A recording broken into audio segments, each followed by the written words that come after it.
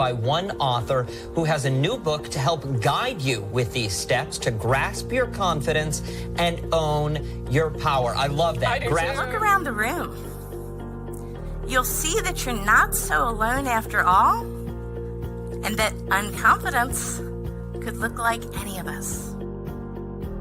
Maybe your whole life you have been told that the best wins, but I'm telling you right now that the best known will win.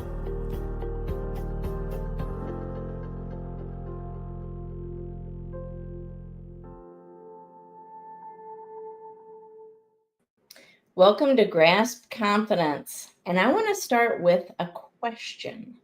What if true resilience isn't built but remembered through healing the child within? Today's guest is Dr. Uejin Kim.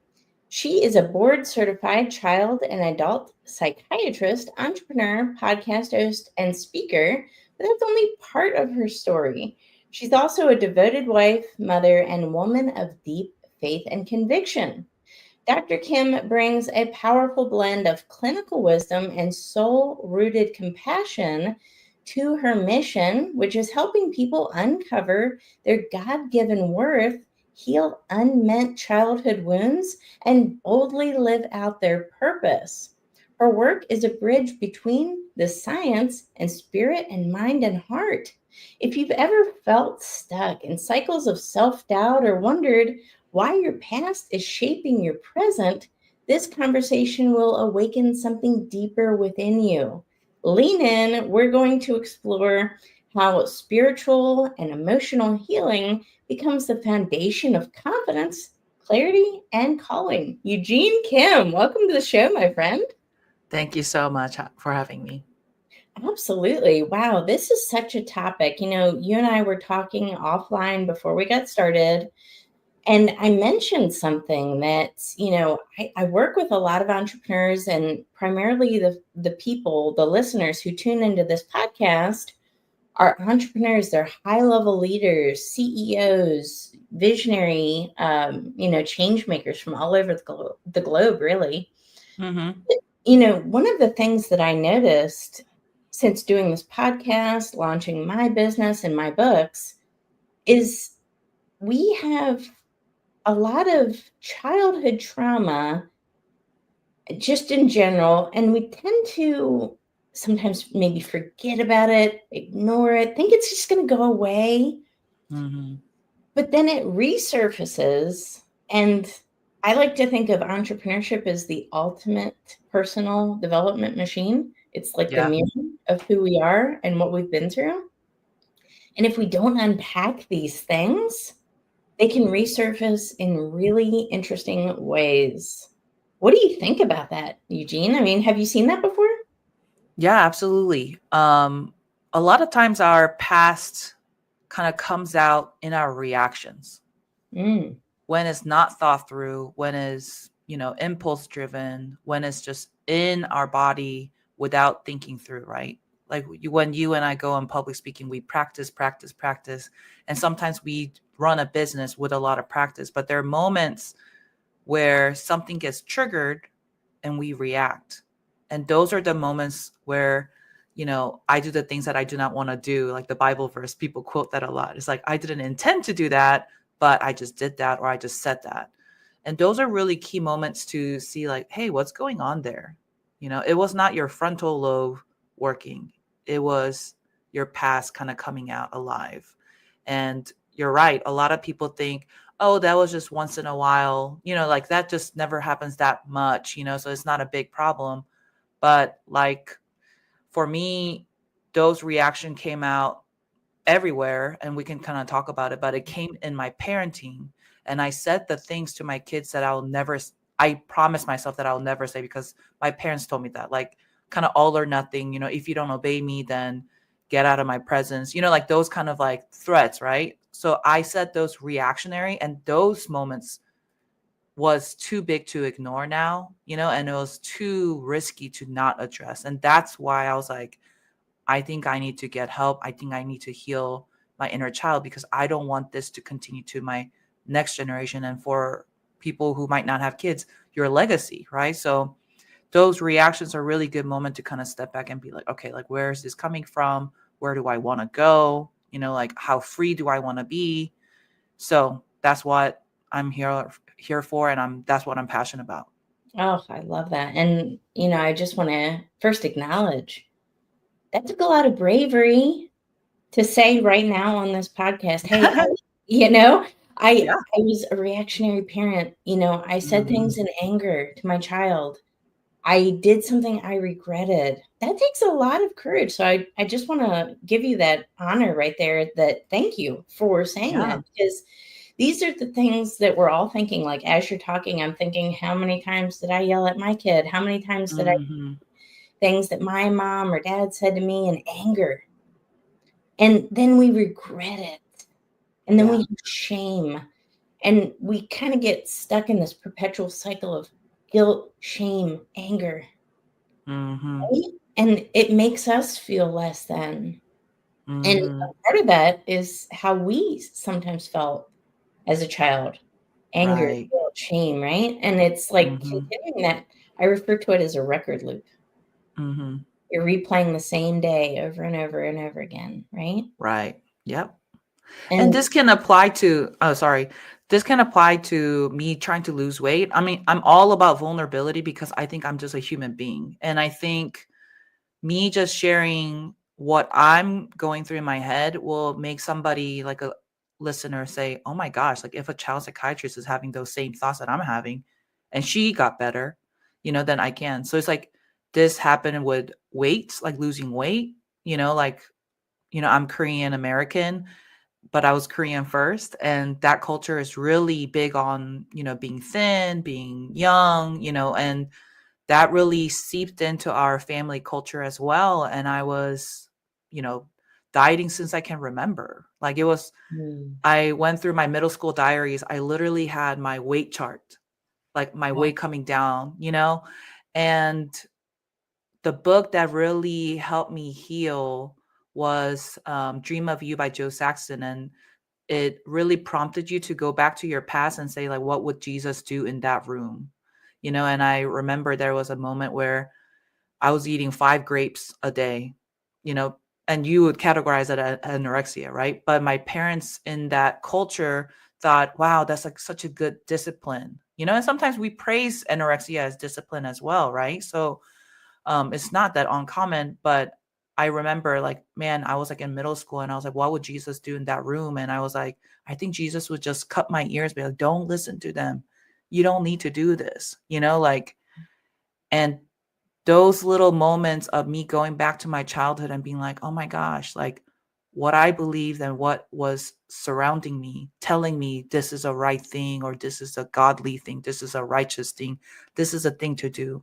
Like, how would Jesus in his fatherly form help me reframe this, and that's what breaks the cycle, the record loop that you're talking about, is rewiring and rewriting, re-understanding your past. Absolutely. And first, I want to say, Jesus, big fan of bread and wine. So don't deprive yourselves. Right? Yep. But what I love about that, I mean, I look back at my past, so I'll be super, super, super vulnerable too. Yeah. Because we're starting a trend. I love it. I will say this, looking back, my childhood, adolescence, etc., for the longest time, I didn't wear shorts, right? Because I was so embarrassed about my legs and just thought they were like hideous or something. So I will say this, like, wearing shorts, wearing, skirts in the summer was something that I relatively recently did. Gosh, it was, I don't even know when. I can't like necessarily pick a date, but it's been in the last 10 years. Yeah. Right? So many women out there, and men, I mean, we have it on both sides. Again, going back to this shame, this word shame, we have a shamefulness. It's, I'm not good enough. I'm not disciplined enough. I'm not thin enough. Mm, I'm not attractive enough. I have scars on my body. And we cover them and we are ashamed of them. And it, in a lot of ways, prevents people from really experiencing the true you. yeah. Right? And Yeah. then as leaders, we talked about anger a little bit ago, and, having anger towards our children for doing something. What are we doing at work? Because you know what, Eugene, there's a lot of toxic workplaces right now. There's a lot of people leaving the workplace because of managers. They yell at their employees. They do all these terrible things. Mm, And I think, what are their unmet needs? right. And this didn't even occur to me until I left corporate. My daughter used to hide my phone when I would come home from work because she said, I'm tired of mommy's boss yelling at you. And I was like, Mm, okay, right? And I thought he was the problem mm, until one day he called me and I was driving home and I said, where are you at? It's like noisy there. And he said, oh, I'm at the pharmacy waiting for my sanity pills. He was just as much mm. trouble as anybody else, and I was blaming him, and he's a victim too. He was a victim, right? Yeah. So it's like when you can really, to your point, see as Jesus see us, as our Creator sees us. You start to see the whole person, not what's Yeah. missing, right? Yeah. And I love that your audience is high capacity, high performers, right? Like CEOs and leaders around the world. And the part that I resonate the most is that when we were parented and praised by our outcomes and not as who we are intrinsically or inherently, then there is a loss of celebration of your uniqueness. You're only praised by what you produce in the room. So, for example, reactionary parenting is child is now serving the parent so the parents feel calm and at peace and good about themselves, right? So then you can't just say, well, I don't like pasta. Then you're going to get an earful, right? Like, what do you mean you don't like pasta? You liked pasta last week. Like, why are you changing your mind and making my life miserable, right? Then the kid knows, oh, now I can't speak my voice or my preferences at the moment because it made mom mad. And I'm guilty of this. I'm like, say thank you first. Like, I'm like, two hands up, two hands up. so then when we are praised and recognized and attended to only by pleasing parents, and they're our first audience, then now we go to our schools and we're only a grade to teachers' eyes or behavior in teachers' eyes or how they keep the classroom calm and not disrupt. Like that's how we are praised, right? Then we're growing up that we're only measured by our outcomes. And it's really hard. And we talked about this and we can bring it up here. It's really hard to know, what do we like? What are we really good at? Like, who am I? What's my character? Like, what are my values? It doesn't matter because it doesn't bring the bills. It doesn't pay the bills. It doesn't, solve marriage immediately. So that is also the cycle of, outcome based, life. And what I say in my coaching is, let's switch from outcome based to value based and intention and effort based. So it's like, even if you messed up, like if I imagine, my oldest is like 7 right now. So if I imagine he's like gearing up, he's like, I'm going to help mommy. So I'm going to wash the dishes, right? His intention and effort, he's washing the dishes. Let's say that he broke all the plates and that was the outcome. Now, as a parent, if I focus only on outcome, it's like, oh my gosh, you broke all my plates. Like, what is this hot mess? Like, it's dangerous for everybody. But I will take a step back. It's like, I see your intention and I see your effort despite the outcome. And that's a little bit of taste of how to heal your inner child, is that we have to see our intention and effort, Ooh. not to negate the outcome, but see the intention and effort just as equal as the outcome. Yes. Yes, yes, yes, yes, yes. I love every part of that. because failure will happen, right? Mhm. Especially if you try to do big things, guess what? Mhm. Failure's going to happen. If you try to, in my world, land a TEDx talk, start a business, write a book, guess what? I promise you, people are going to come out of the woodwork telling you all the ways it's not going to work. And your brain, your logical brain, is going to kick in saying all of these statistics of why it won't work. And you're going to think that you're a failure. But what was your intention, right? Your intention was to change lives. It was to deliver a message that was meaningful and impactful, and, build a legacy. And, I think so. You're so right on. We focus on that failure. We focus on that outcome. Here's another thing, again, most of this audience is high achievers, so I know they can relate to this. Yeah. External validation and seeking external validation and approval. Yep. That happens so much, doesn't it? And we put all of our self-worth on somebody else's opinion of who we are, what our accomplishments are, right? Instead of what is the intention? Who am I really? What are my values? What do I believe in? What do I align with? What is my calling? Yeah. What's my purpose? That's ultimately much more valuable than anybody's opinion of who you are, right? Yeah. Yeah. Yeah. It's like, we talked about not knowing ourselves, and it comes off as a problem in branding, right? And finding the niche. Yeah. And when we are so it's like the problem is that we always need to be validated. And like you and I, product has to be validated, right? So let's say that we're a kind of product, it always has to be validated to make the next step. But the source can come from external validation or internal validation. And when you're only seeking external validation, but it's very, fleeting, right? Yeah. Because people's opinions change, trends change, market changes all the time. So when you're looking at external validation, then it becomes like a quick high, like a drug. And there's definitely a dopamine rush when it comes, like if you get a 1 like on your first YouTube video, and then you want more and more of that. And then you start to chase after that. And that's why people can never be satisfied with external validation. But if you switch the source to internal validation of what am I trying to do, right? Did I intend well? Was my motive pure, right? In front of God and in front of people?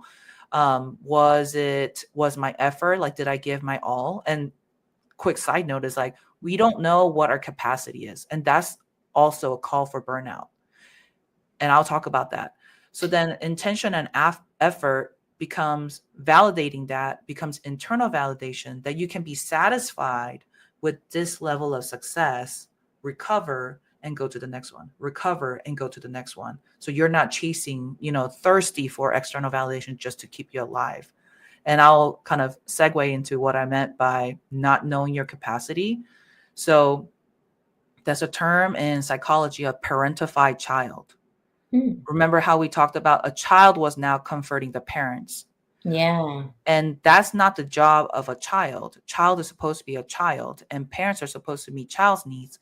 But when a child is meeting emotional and mental and spiritual needs of parents, then you become, parentified child. Now, the problem with that, and it doesn't have to be like big letter T trauma. It could be unmet needs, right? Attention and nurture, right? So what happens with that is that child no longer knows what their max capacity is, because they're already acting like an adult, a provider and a protector. So then there's no ceilings anymore. So then, because you're used to doing something that you're not supposed to do and maximizing, right? Surpassing your capacity, these parentified children grow up not knowing when to stop. What is enough? Like, that was good effort, A+ for effort. They don't know what that means anymore because they were hyper performing at such young age. And that's why knowing when to rest and knowing when it's good enough is such an important part of healing for high achievers. Have we met before? Did you know my past? Like, right? I'm like, yes, yes, yes, and yes, because that was exactly the cycle I was stuck in for such a long time, right? And it's important to really examine these things within ourselves, because again, if we don't understand this, we're going to get stuck in this cycle of burnout, of stress, of constant comparison. It's an addictive behavior to external validation. It really is addictive. Yeah. And the way this world is set up right now, it's the most addictive it's ever been. We have social media, we have all of these like external things in our life that tell us how valuable we are as a human being. And if we look at that as a source of validation, it's going to lead to burnout, because it's actually never going to be enough. If you have 400 likes on a post and the next day you have 3, right? It's a constant, I call it a hamster wheel. It feels like a hamster wheel. And it took a long time for me to, how can I say this? Disengage my value, my inherent value with what I saw, right? With that engagement and things like that. And I took all of the social media apps off my phone. I haven't had those for 4 months. It's a little bit more of a struggle. I have to do everything on my desktop, but you know what? I'm so much more intentional now, Kim. I'm so much more intentional. And it's like night and day. So I love what you said there, because that can lead to, I was feeling symptoms of burnout for sure. Yeah. And I think I still have waves of that, but it's like now, the course, the Be Still to Move Forward course is like step-by-step guide to really assess.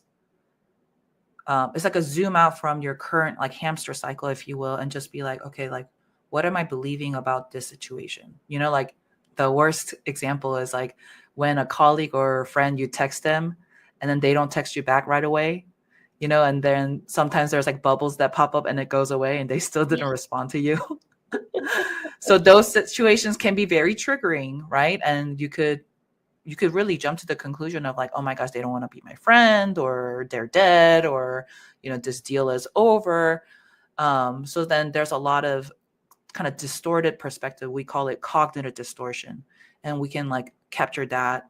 There's a part about meeting your inner child and really exploring your past, because like, oh my gosh, that reminds me of when Dad, after the divorce, said that he will pick me up, but never did, right? Like then it kind of leads into that feeling of abandonment and rejection, right? And then we really meet that child where they're at. It's like, hey, this situation is different. You're good enough, regardless of what your dad, like biological father's choices were.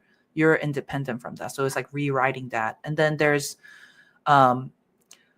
reparenting your inner child, which is very unique in inner child healing, where now, because you kind of said that, where we get 4,000 likes in one post and then 3, right? But what happens is we perform what I call defense mechanism of rationalizing.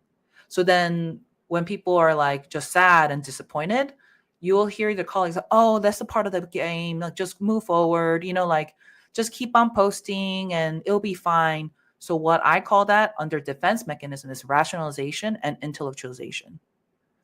We don't regulate ourselves emotionally and assess and align ourselves. We just busy ourselves with, rationales, the methods, the strategies. And then we're like, okay, next. And then we just don't take a break. And that's defense mechanism, different from coping mechanism. So the last chapter is, okay, I don't want to react with defense mechanism anymore, right? I want to really align myself and see what options I have. So parenting your inner child is like, okay, so rationalization leads to more burnout, and been there, done that. What other options do I have? Right? So then it's really reparenting, because that's what we do with our kids, right? We say red shirt, blue shirt. It's like they want to, my second son, he loves wearing long pants, no matter how hot it is in the Texas. Then I have to troubleshoot it with him. It's like, last time you wore long pants, you got heat rash. Remember the itchy stuff behind your legs because you were sweating so much. Do you want that? Or do you want to wear shorts today? So we do solution parties with our kids. So essentially it's kind of doing that with our inner child, so that we are inviting them in a very open discussion. It's like, how do you want to rewrite your life? where do you really want to go? And that's a very like fun, light way, to really revision and redesign your life, I love that so much. I was just having a conversation with a client just a week or so ago, and we were talking about this exact same topic, everything we're talking about right now. So I know that this is something that's on the forefront of people's minds, right?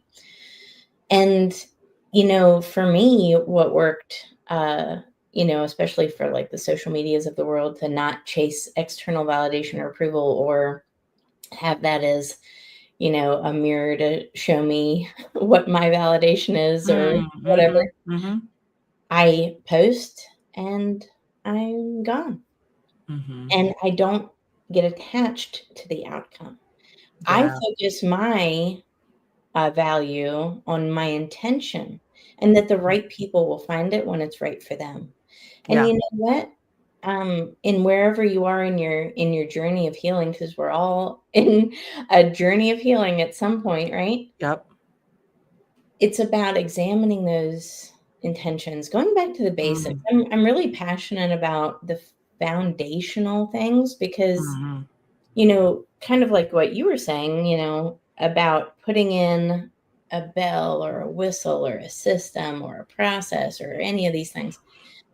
What I've noticed as a business owner and as somebody who is, a strategist to help other people, entrepreneurs, set up their businesses and brands, you can have all the bells, all the whistles, all the systems, all the glitter, all the gadgets.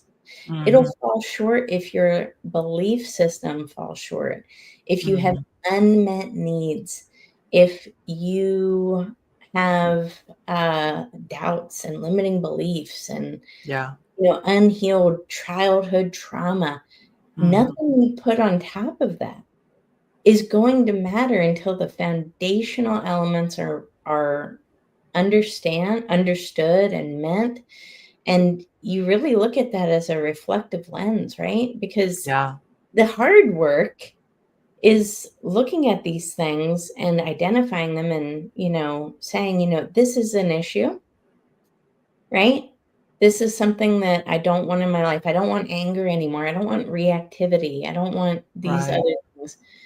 But once you do that, once you, identify that, hey, you're one step closer, one step closer. There's a Chinese proverb that I love.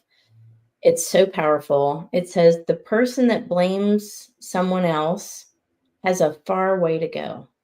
The person that blames themselves is halfway there, but the person that blames no one has already made it. I love that. Right? I love that. Yeah. Isn't it powerful? Yeah.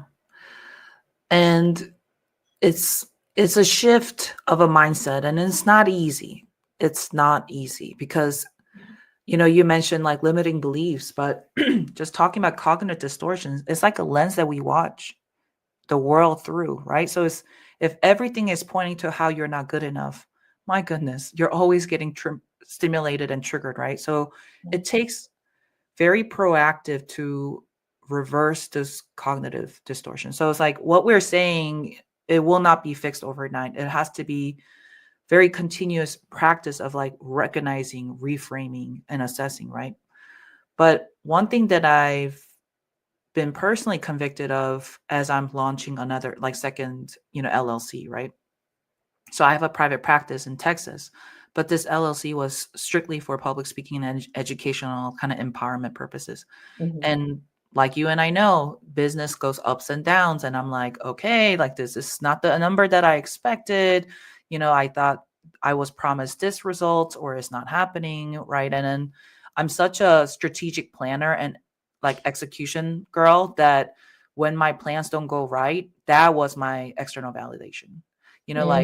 My plans going right, or maybe even just a sense of progress. Like I'm not expecting to make a lot of money, God. I just want to, just a little bit to make me feel like I'm getting in the right direction. But a lot of times those are challenged. And what I realized is in those rough moments when I am not getting validation from external sources and I'm like obsessed about it, I'm shorter with my husband. Yeah. The whole atmosphere of my house changes. Everybody's crying more, everybody's edgy more because there's no room for grace. I'm already full, so it's like I'm just reacting or checked out, from connection. And that's when I realized is like high performers lose out on life Mm-hmm. because the currency of validations is only performance, then we lose connection. And that's the new currency that high performers have to switch to because I just saw there's a lot of posts by Diary of CEO podcast host, and he was kind of now shifting like I work so hard to pump out numbers and get rich and stuff like that, but now he's like I'm valuing connection more and I'll give up everything. And it's like, isn't that such a heart of the gospel where you're valuing connection over numbers or over agendas and over plans? And I talk to, you talk to business owners. I talk to a lot of people who are in their 60s, very successful, even as a clinician, as a psychiatrist, Mm-hmm. and their life is empty. Yeah. Their life is full of regrets. They Yeah. don't have kids, or they don't have kids that they're close to. And they just worked hard. And I think their intentions were good. They wanted to provide and protect their family. But when you're so consumed by numbers and performance and outcomes, you really miss the connection. And connection actually has opportunity cost too. So if you don't invest in the earlier on, it does pay off or don't pay in the future. Oh, so true. And it's interesting. I hadn't heard Stephen Bartlett talk about that, from Diary of a CEO, but Mm-hmm. I'm on a very similar journey. I was always caught up in metrics and numbers, and I'm a strategy girl as well, right? Yeah. But I realized that it is the human connection that matters the most. That's the true currency. Mm. The great thing about it is when you align with that and focus on truly adding value to people, like really solving people's problems, adding an immense value to people, you will have no shortage of customers. You will have no shortage of inquiries. You will have no shortage of business. And the more you do it over time, it compounds just like interest in the bank. Yeah. The more you add this extreme level of value out there, and the more you change people's lives, there's a creator who sees all, who knows all, who's involved in all. Everything will orchestrate to deliver you exactly what you need, exactly what you're praying for, exactly what you want. And this instant gratification of likes, of these metrics, Mm. of all that Mm. stuff, that is a tool for distraction that actually creates a disconnection, not only from others, but from yourself and your purpose and from your God. Mm. So if you want to get closer to, I'd say, success, add Mm-hmm. value first. Be so obsessed. Don't be obsessed with the numbers. Be Mm-hmm. obsessed with adding value and changing people's lives. And all of these things will be added to you, right? Yeah. Yeah. It's true, right? Yeah. I just would say a caveat here because I know high achiever in me is like, okay, now my currency is connection. So I'm going to reach out to 20 people in my phone and I'm going to do this and that. So that's just kind of like how my strategic I brain know, will right? work. Right. So I just wanted to kind of do a speed bump for the listeners is it's really hard for us from switching to performer to connection because now we'll think, oh, connection is a performance. But it's the Right. opposite. It's the It's opposite. really the opposite.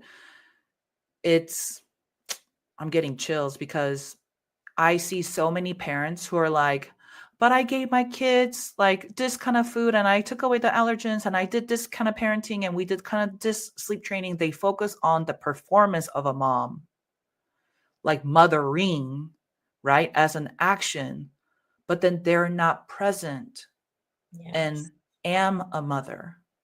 Yes. And we have to, so it's like when we say switch the currency to connection, it's not, okay, like shifting same brain to different goal. It's really not. We have to shed the layers of how did I become so focused on performance? How do I shed that layer so that I can just be a child with no goals, just play, just genuineness, authenticity, and vulnerability, humility, curiosity. That how do I bring that out and just be who I am and really have fun connecting with people? You know, that we cannot put performance in that, you know. Absolutely. I love that. I will ask you a little bit of a hot seat question. Not really. It's not. I can't possibly ask you anything you don't know because you're the expert. If you could give our listeners who are maybe suffering right now, right? There's a reason why, by the way, if you're listening to this, there's a reason why this episode found you. Yeah. You didn't find this episode found you. I want to talk to those folks right now who this episode found them. They're in a place of suffering. They're in a place of seeking external validation. They've got unmet needs from childhood. Maybe they've got some trauma, some really bad stuff. What is one piece of actionable advice you can give, Dr. Kim, to help someone on the road to recovery, healing, and success today?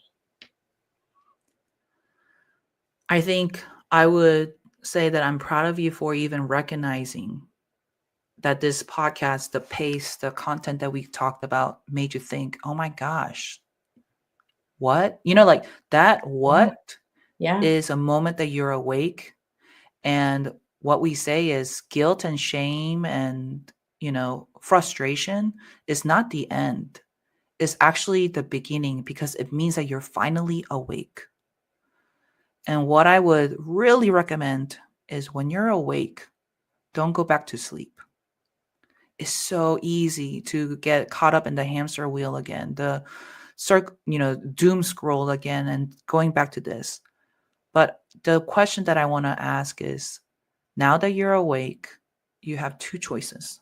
Number one is go back to sleep and live in the matrix and perform, right? Or maybe now you can do something different. Maybe you can find that little girl, little boy in you that still had curiosity and wonder and needs your protection, needs your attention. What do you want to do? Do we want to wake up or go back to sleep? It's Mm-hmm. powerful. It's a very important question that we can all ask ourselves because you know what? Our time on this earth is finite and tomorrow is not guaranteed. And this is why I tell people, if you don't want it today, you don't want it badly enough. You have to really want change. You have to really want to transform and you have to want to do it right now. You know, when you think about it, we can't change the past. The future is yet to be here. The only time in all of human history that is relevant is right now, this moment. So take what Dr. Kim said to heart and put some activity in right now to go to that next step and transform your life. I love that. Dr. Kim, where can everybody find you online? Of course, I'll put this in the show notes as well, but where can everybody find you online and look up your work and support you? So the Linktree has all my links. It has the workshops and the public speakings that I did, and my own podcast is called Good News Mental Health Podcast. Now, for those of you who are like, oh my gosh, I need to work, I need to find my inner child and meet their needs today. Right now, I would recommend that you email us at hello@uejinkim.com so that we can personally kind of answer any questions or see kind of what's going on and really meet you where you're at, because I kind of don't want to, put you in a funnel, if you know what I mean. Like, I want to take this seriously and just really meet you and hear your story. So just contact us and then we'll definitely meet you where you're at. You are doing God's work. You're doing such important work. Thank you so much, Dr. Kim, for being a guest on this show today. And thank you for everyone who tuned into this episode of Grasp Confidence Podcast. Share this episode with your networks, with your friends, with your family, with the people in your life that you know need to hear this message. The show grows because of you. It doesn't grow because of me. It doesn't necessarily always grow because of the guests. It grows because of the listener support that we have, because you guys you share, you leave comments, you leave reviews, and it helps more people around the world recognize the value of tuning in. And every time we do that, we reach the minds and the hearts of people who might not have necessarily seen this. So please continue to do the work of sharing this as far as wide as you can. And guys, we will see you on the next episode. Take care.